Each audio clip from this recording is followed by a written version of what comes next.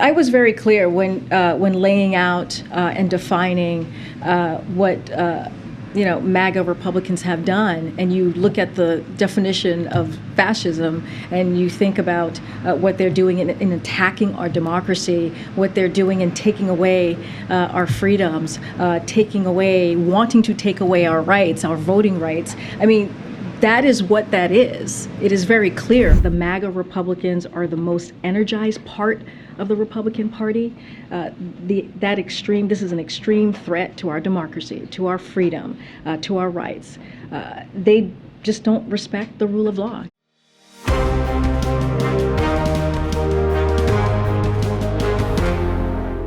This episode of Verdict with Ted Cruz is sponsored by American Hartford Gold. If you're anything like me, you're pretty concerned about the future of our country. Inflation is at the highest level we've seen in 40 years. Interest rates are skyrocketing. And market experts like Jamie Dimon, who's the CEO of JP Morgan, not only predicted the recession that we're in, but are now using terms like unprecedented and economic hurricane. If you want to protect your future, do what I did. Call the only precious metal dealers that I trust, American Hartford Gold. They can show you how to protect your savings and your retirement accounts by diversifying your portfolio with physical gold and silver. All it takes to get started is a short phone call, and they'll have physical gold and silver sent directly to your door or inside your IRA or 401k. And they make it easy. They're the highest rated firm in the business with an A+ rating from the Better Business Bureau and thousands of satisfied clients. And as an exclusive offer to you, fans of Verdict with Ted Cruz, if you call them right now, they will give you up to $1,500 of free silver and a free safe on qualifying orders. All you have to do, don't wait, call them now. Call 855-768-1883. That's 855-768-1883. Or if you prefer text messaging, you can text the word CACTUS to 65532. The phone number is 855-768-1883. Or you can text the word CACTUS to 65532. Welcome back to Verdict with Ted Cruz. Such a pleasure to be joined by all of you semi-fascists, you extreme threats to democracy. Thank you so much, all of you, for subscribing to Verdict on YouTube and Spotify and Apple Podcasts, and of course on Locals at the Verdict Plus community. Please do that before you destroy the democracy. Senator, were you aware? I was not aware. Were you aware that we're all a bunch of fascists before the White House told us so? For a long time, communists have been calling their enemies fascists. That has been a talking point from the radical left. That being said, I think we're seeing a new development that is really troubling, which it is one thing for people in politics to demonize their political opponents. It is an entirely new threshold to start demonizing the voters.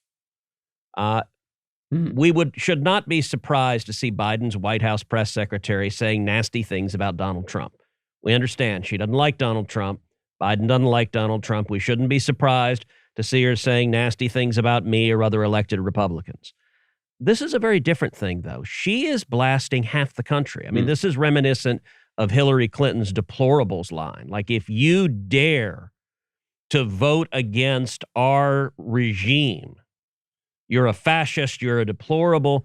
And, part of the problem with that is it sets the predicate then for people to be silenced, for people to be canceled. It sets the predicate, to use the idiotic language of the left. In some ways, it's an invitation to attack and even an invitation to violence. It is, again, to use the left's language, it is othering. And I think it is harmful to our country. And the problem is Joe Biden is doing it deliberately. The White House press secretary is doing it deliberately. These politicians and their henchmen have decided to try to demonize half the country. And it's really, really dangerous. It's dishonest and it's wrong.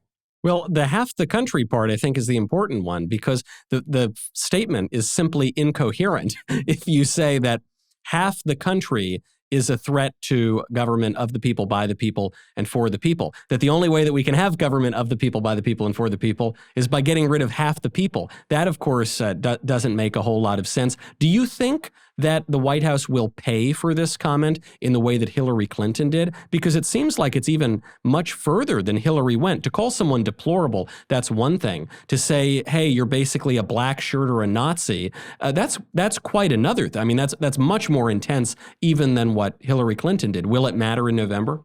Well, look, I think for the people spewing this, they're spewing it from ignorance. They don't actually know what fascists are. But for them, it's ironic that she says the very definition of fascist, what she means by fascist is something I don't like. You, bad person, that fascist. Like she has no sense of it whatsoever. And it is deeply disturbing to see the White House used as a vehicle for active disinformation. We also saw in the past week her stand up and answer a question about immigration and people walking across the border. And she says, well, that's not what's happening. That's just not what's happening. And holy crap, like there are lies. And I actually wonder if the reporters in the briefing room moved back a few feet, afraid lightning was going to strike her at the podium. There were two and only two possibilities, Michael. Either she is deliberately ignorant, she has no idea what's happening at the border, or she's deliberately lying. There's not a third possibility. It is one or the other. So I'm going to make an invitation right now to Karine Jean-Pierre. If you believe it's not happening, that people are walking across the border, Karine, I invite you, come to Texas. Come to the Rio Grande Valley, spend 1 hour on the border. And I promise you, you and I will see dozens, if not hundreds of people walking across the border. You know what? You can pick any damn hour of the day you want. You can come at 2 a.m. You can come at noon. You will see them coming because they are coming every single hour. And then let me say also to the corrupt corporate media, every single person that holds themselves out as a fact checker, PolitiFact, the Washington Post, all of these bogus yellow journalists, if all of them have not immediately called this an 11 alarm pants on fire, then they are every bit as complicit in the mendacity as is the White House that pays her to misinform the American people. This, I suppose, was what was most shocking. Yes, when the White House attacks Donald Trump, okay, you expect that. When the White House attacks Republican voters, you don't necessarily expect that, but okay, this is politics. It's within the realm of plausibility. But then when Karine Jean-Pierre comes out and says, no, people aren't crossing the border, when we're looking at 2 million or really more than 2 million illegal border crossings to happen this year, that's so strange. When Karine Jean-Pierre apparently doesn't know what the administration, her own administration, has done about Title 42, and as that pertains to illegal border crossings, that to me, I just don't understand it. And if it were willful ignorance, I don't understand why this woman would want to hang herself out to dry like this and make her look so extremely uninformed, if not unintelligent, when talking to reporters. Well, the corporate media is in part to blame because she recognizes she's not going to be held to account. She knows the Washington Post will happily carry her water. She knows PolitiFact won't check it. She knows everyone will ignore it. It's the reason why, we've had lots of discussion about why does Joe Biden not go down to the border? It's not that he doesn't want to see it. It's that if he comes, the cameras will follow. And their only strategy is ignore the chaos. The last time I took 7 senators down to the border a couple of months ago, we went out on midnight patrol, and within minutes, we encountered the first group that had just crossed the border. A few minutes later, we encountered the second group, and it was one after the other after the other. You don't have to hunt for them. You don't have to look for them. It is a constant stream of humanity. And I got to say, by the way, kudos to the Texas governor, Greg Abbott, my friend. He's added now, he was sending illegal immigrants to Washington, D.C. and New York. Those hypocritical Democratic mayors are throwing hissy fits. And he just announced, guess what? Chicago is next. I think that is fabulous. Lori Lightfoot said, we would love lots of illegal immigrants in Chicago. Literally, she did. She said, we would welcome them. I'm very curious. In Start the Stopwatch, I'm predicting 6 days, 13 hours, and 12 minutes before she freaks out and calls Greg Abbott Sauron, the embodiment of evil, destroying humanity, because she gets, 4,000 or 5,000 illegal immigrants Texas has had 3.5 million. Right. So far, it's been a lot of NIMBYism, not in my backyard from the blue state Democrats and the blue city Democrats. Though I have to wonder when we're talking about sending these people to Chicago, a lot of people leave their Latin American countries because the conditions are not great. There's not a lot of economic prosperity, and it's actually just downright dangerous there. If you're going to Chicago, frankly, I suspect it's going to be more dangerous there than it is in the lot of the places that these people are fleeing from. And Senator, I've got to bring this up because, as usual, the last week's episode of Verdict drops, and then I just wait. I wait to see what the left-wing media are going to attack us for this time. They did not disappoint. They're very upset with you because you pointed out that some people who take out a ton of student loans, who study useless things like gender studies or some other kind of nonsense, then end up working all sorts of jobs they don't want to be working, including as baristas. Senator, you ended up in a Bernie Sanders campaign video. Yeah, it really was quite amazing. Bernie put out an official video responding to Verdict. I love when this podcast drives the political news. I will say also that and all of the Bernie bros, their heads exploded. I got to say, by the way, you knew that was going to happen because when we were doing the last episode, and I talked about the slackers who had wasted 6 years with getting a useless degree working as baristas might come out and vote if they can get off their bong long enough to do so. I saw in the register your eyes grow wide as you were like, oh crap. But I also, all right, I want to tap into your Yale education. Because there is a logical fallacy that these lefties are engaged in. When I said that some slackers are baristas, they translated that into all baristas are slackers. Are slackers, right. Which is... Does not... maybe you could help me out with deductive logic, but I'm pretty sure that second statement doesn't flow from the first. Are there people who wasted years studying utterly useless things, who couldn't get a job afterwards and who are now working as a barista and are slackers? Yes, those people do exist. Is every barista slacker? Of course not. They're wonderful, great people who are baristas, who, by the way, many of whom don't have student loans and are getting screwed by the Democrats because they're saying the guy that studied queer pet literature and has $100,000 in debt because, oddly enough, to reference another podcast, Mickey and Pluto going at it, other than getting a job at Disney, there's not a lot of job market for queer pet literature. Yeah.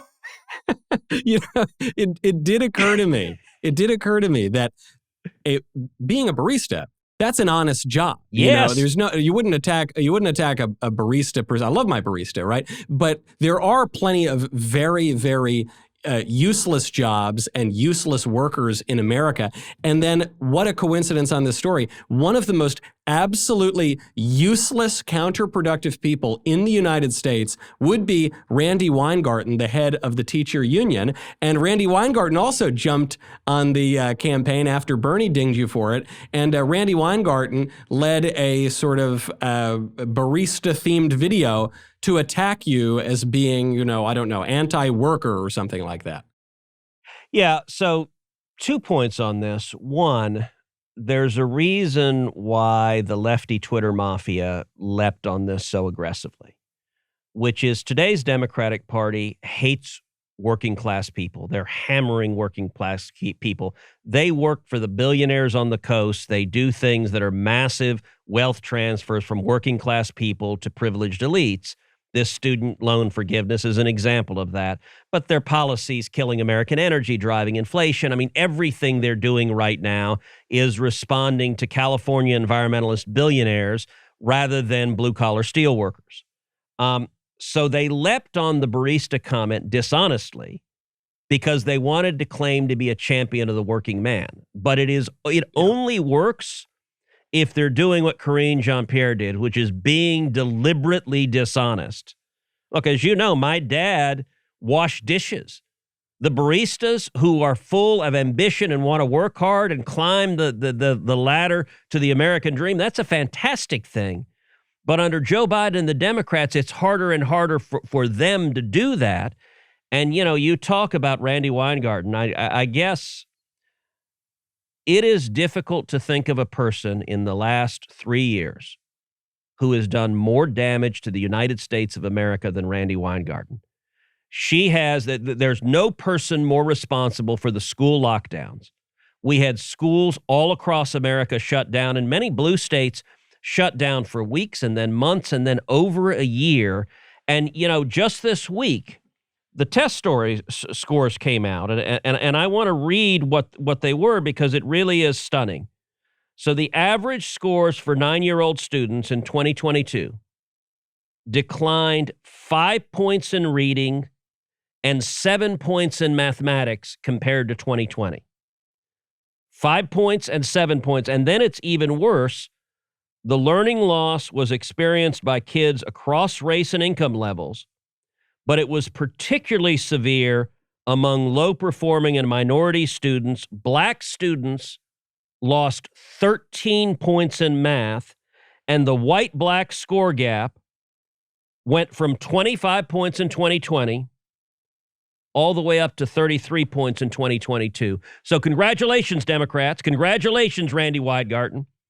You screwed millions of kids in America. They're doing worse in reading. They're doing worse in math. That will stay with them in all likelihood the rest of their lives. And in particular, you screwed African-American and Hispanic kids, and the gap is wider than it's been in a long, long time because of Randy Weingarten and Joe Biden and every Senate Democrat who happily voted along with them in favor of the school lockdowns. Yeah, I truly a more odious figure in American public life than Randy Weingarten and the public school unions. It would be hard to point to. I mean, the effects of that are just so awful. As you say, it's not as though you can just fix that overnight, wave a magic wand, and okay, the scores are better now. This is going to track a very long time, and so it's really, really rich to hear lectures on labor from that woman.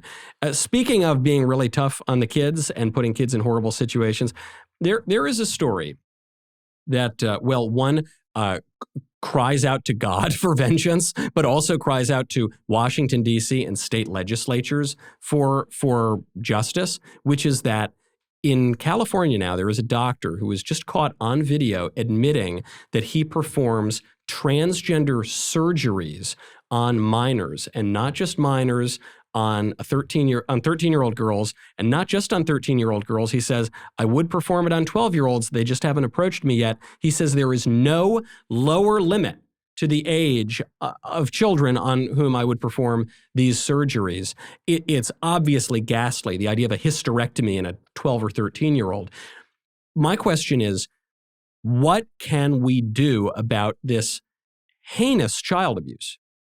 Look, it's not just the doctor that's carrying out these horrific acts of child abuse. It's the entire dishonest political system and media system.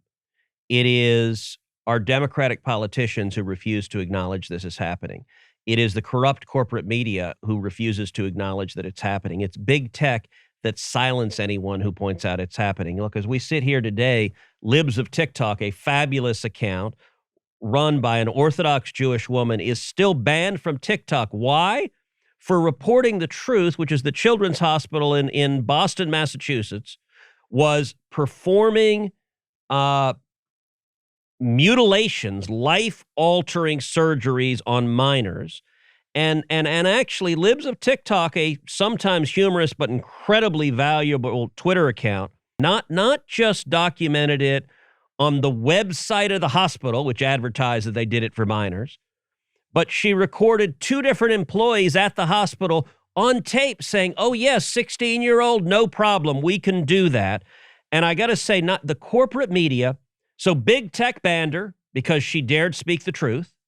And then the corporate media, the Washington Post, wrote this absurd story where they said, well, yes, it's true the website said they were performing these surgeries on minors.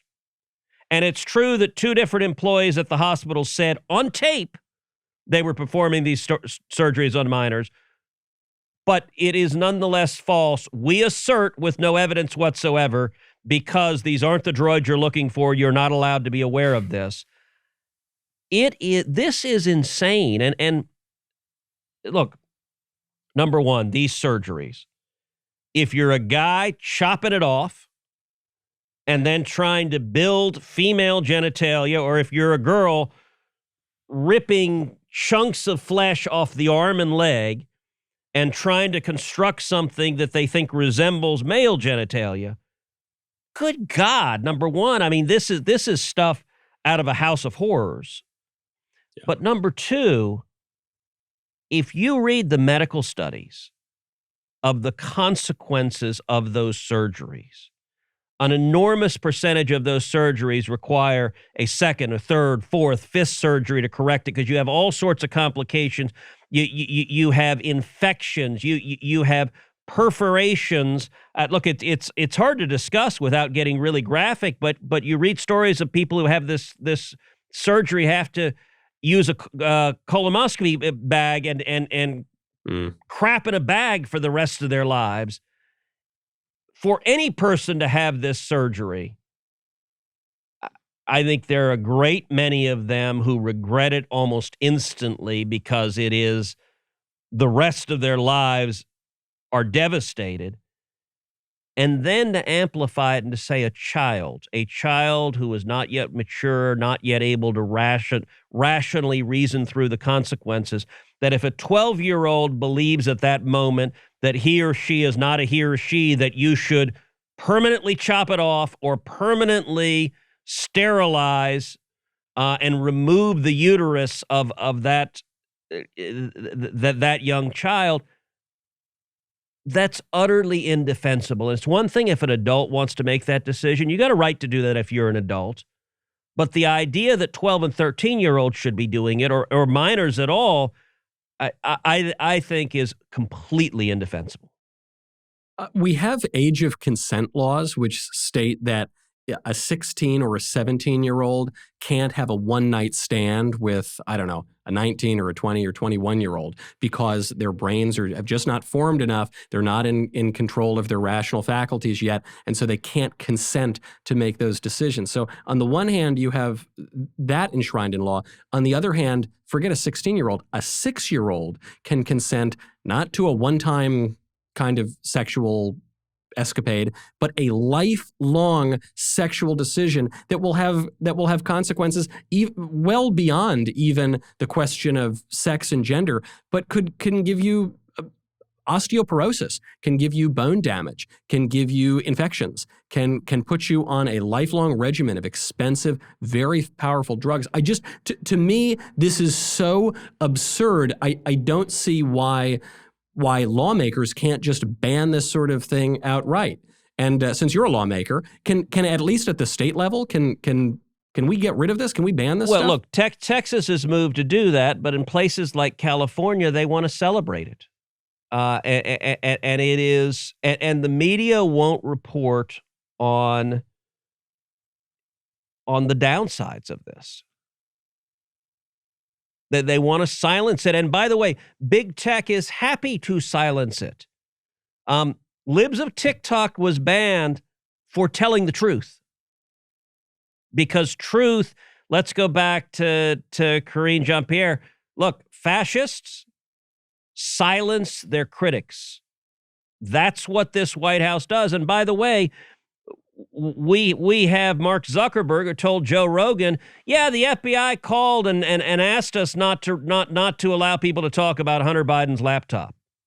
I mean, you literally have the government engaging in silencing discussion that is contrary to their political narrative and their political partisan interests.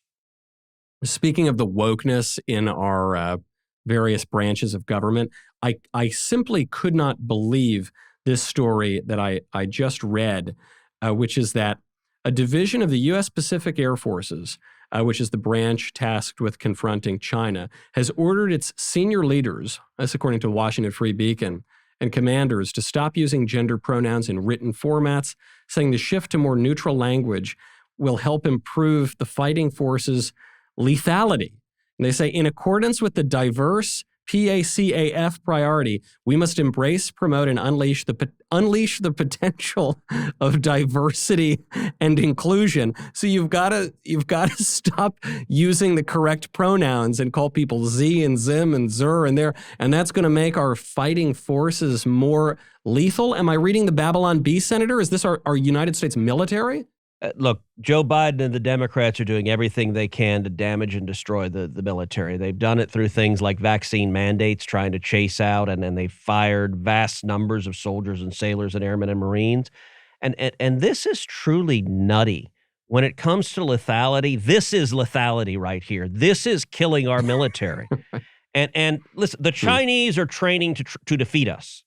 And these weak, appeasing numbskulls are trying to demonstrate how woke they are. And by the way, the definition of wokeness keeps changing. So last I checked, like 12 minutes ago, the most woke people had their genders in their Twitter profile. I'm he, him, she, her, Z, zer, whatever. Now, the even more woke is no, don't have pronouns. Even if you say you're he, him, we will not say it. We will just refer to you as podcaster. That is all you are. You may not be he podcaster or she podcaster. Like, it is, you're right, it could be Babylon Bee. I don't even know how you satirize this crap anymore because it is so ridiculous. And I got to tell you, I hear from active duty military all the time who are beyond frustrated by this garbage. And the problem is it now extends up the chain of command because the way you get promoted in Joe Biden's Department of Defense is you embrace this idiocy and apparently no longer even know what a pronoun is. So is the only way that we solve this just winning in 2024? I remember when I saw that woke Army ad, whenever it was, about a year ago, where it was an Army recruitment ad, and the ad, it looked like it could have been, I don't know, a Procter & Gamble commercial from Pride Month. It was a cartoon about this girl and how her lesbian mothers at Pride parades really taught her how to fight America's enemies or something like that. I mean, it was, again, sort of beyond satire. And I thought, by golly, this is the Army. You know, this was one of the few institutions that conservative people hadn't totally lost to the left. So, okay, it's lost right now. The only way to fix it is just we've got to get a Republican president in there to fire the top brass and bring some normal people back into military leadership. Yes. Look, the left has always hated the military. You have people like Bernie Sanders who always want to slash the budget for the military and render us vulnerable. You have the Biden White House that believes every enemy on earth, the way to deal with them is surrender to them, show weakness, show appeasement.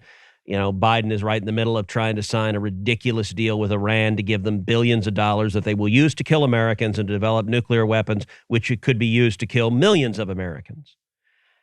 One of the ways they express their hatred for the military is by undermining it from within, by making it a political entity, and that is profoundly harmful to the military. Listen, I don't want the military to be a Republican entity.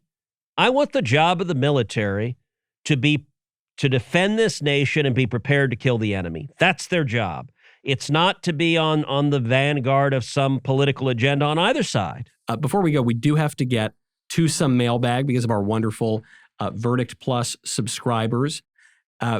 Here's a question. It pertains to November, and it's a little nitty-gritty on the politics. Baltimore Bill writes, the National Republican Senatorial Committee, NRSC, canceled millions worth of ads across numerous battleground states, Pennsylvania, Arizona, Wisconsin, and Nevada. There are winnable races here which would tilt the balance of power back to the Republicans. Would Mitch McConnell really prefer Fetterman and Kelly, the Democrats, in the Senate? So I certainly hope not. I think we have an excellent chance to take the House, and I still think we have a very good chance to take the Senate. I put it at 60% or better to take the Senate. In terms of where we are, I do think the political environment is a little bit worse today than it was 6 weeks ago. Now, the narrative everywhere in the media is, oh, the tides have turned, and now the Democrats are not going to get obliterated. And the corporate media is desperately trying to push that narrative. I think that is vastly overstated. I think we're headed to a very good election still. And I think we will see going into September and October additional momentum. Between now and Election Day, I am going to be on the road nonstop campaigning for Senate candidates across the country and for House candidates across the country, because I think it's going to be a big victory in November. I certainly hope it is. It's also worth pointing out, as we're being told that the tides are turning and the Democrats are going to do just fine. Yes, the Republicans had a 10-point lead on the generic ballot in July that narrowed to a 5-point lead. We're still pretty much exactly where the Democrats were in 2018. And it narrowed for the Democrats between August and November of 2018. And they still did great in those elections, in those midterm elections. So I just, listen, you know it on the ground a lot better than I did. But I read the reports in the media and then I look at the actual numbers and I think these things don't match up. Yep. Well, the media wants Republicans, conservatives, people who are not insane, because in many ways, this is not even a left-right battle. This is a sane, insane battle. They want those who believe in common sense and reason and individual liberty to be demoralized, to say we can't win, to stay home. That's how the Marxists prevail, is they discourage people of good sense from that. They engage in voter suppression. And every story you read about how the Democrats are doing well is a deliberate, calculated effort at voter suppression from the corporate media. Yeah. One last question before we get out of here. No, that's not true. Two last questions, but they're both from the same guy, so it's a two-parter. One, what does America first mean to you? And two, hard to choose, but what is the number one issue Ted Cruz is focusing on leading up to November? Both questions from Verdict Plus subscriber Steel Dino. So those are great questions. America First means a lot of things, but I think it means standing with the working men and women and defending the interest of the United States, protecting America. In foreign policy, I gave a long speech, it's about 45 minutes long, at the America First Policy Institute, entirely devoted to what does America First mean in foreign policy. I don't think it means what some people are trying to claim that it means, which is isolationism and withdrawing from the world. I think that is twisting what America First is about. It's certainly not what we did when Donald Trump was president. I think it means, in the foreign policy context, putting the national security interest of the United States first and foremost, being willing to defeat our enemies, but not sending our sons and daughters into harm's way for amorphous global norms or to protect democracy or such other gobbledygook. But the job of the military is to protect Americans and keep us safe. Yep. On economic and domestic policy, I think it means standing with blue-collar workers, standing with working men and women. That means things like securing the border and stopping unlimited illegal immigration. That means defending small businesses so there are lots of jobs that are plentiful.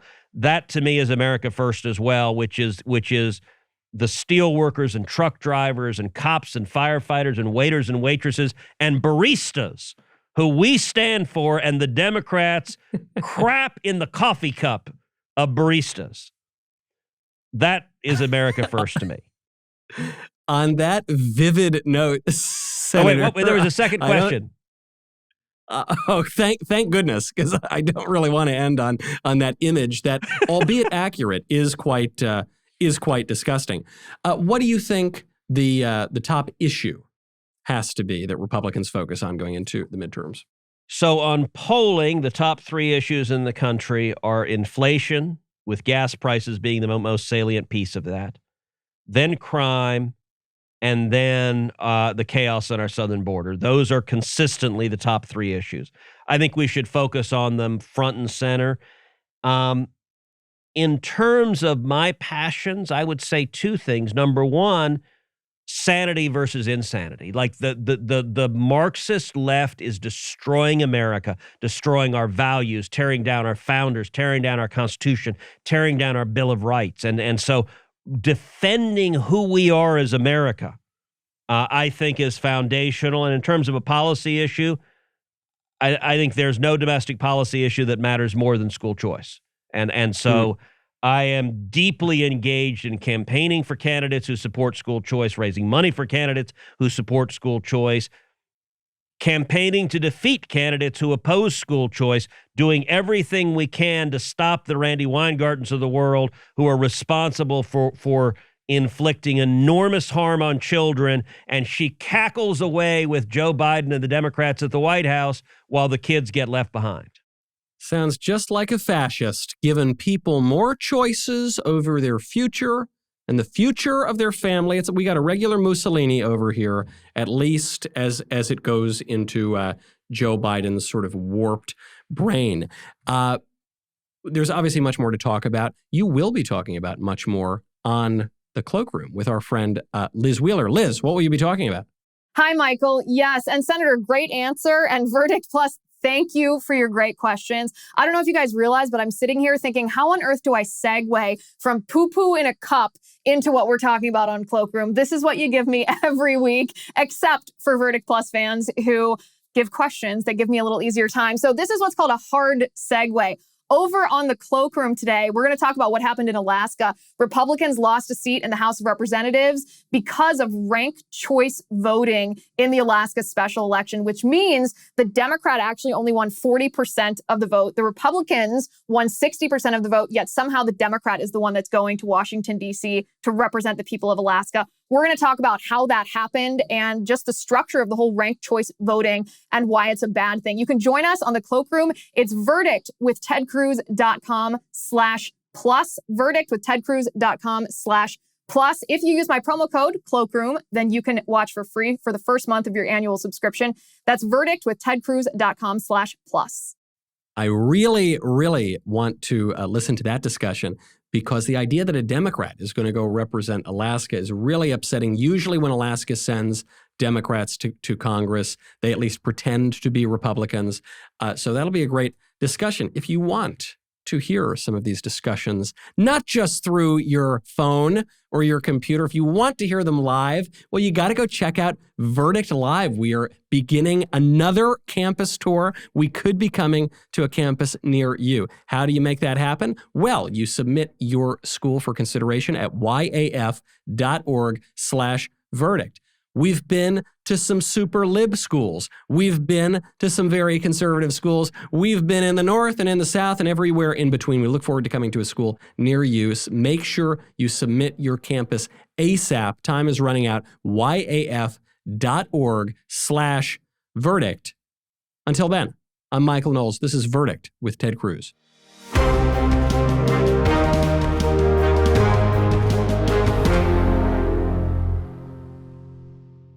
This episode of Verdict with Ted Cruz is being brought to you by Jobs, Freedom, and Security PAC, a political action committee dedicated to supporting conservative causes, organizations, and candidates across the country. In 2022, Jobs, Freedom, and Security PAC plans to donate to conservative candidates running for Congress and help the Republican Party across the nation.